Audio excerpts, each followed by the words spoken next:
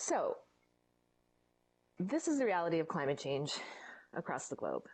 We are, at this point, a special rapporteur to the United Nations yesterday came out with a report declaring that we are seeing a climate disaster on average once a week these days.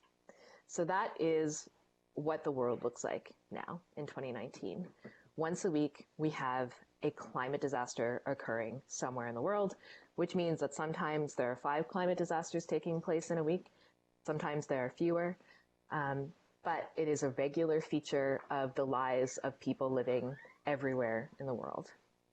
It is a particularly devastating feature of the lives of people living on small island developing states. So in 2016, we saw that 5 Pacific islands were completely lost to rising sea levels as climate change worsens. And as the representative of Climate Action Network Canada, I actually have the opportunity to work internationally pretty regularly.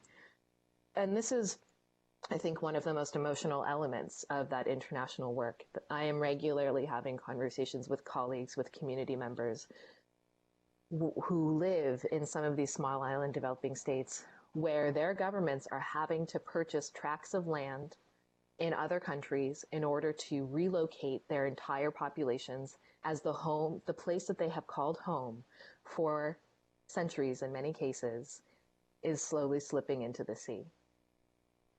I think it's often been the case for Canadians that we think of climate change as something happening far away. So we say, oh, that's the Solomon Islands, that's in the Pacific Ocean. Doesn't really have a lot to do with us. It's sad for those people and maybe we can send them some money, but this isn't our experience.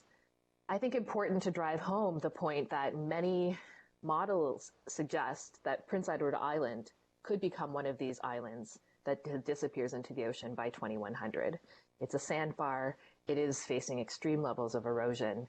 And as sea levels continue to rise, and that rising is worsened by climate change and extreme weather worsens those erosion effects, Prince Edward Island is one of the places in the world that is struggling the most from the impacts of climate change.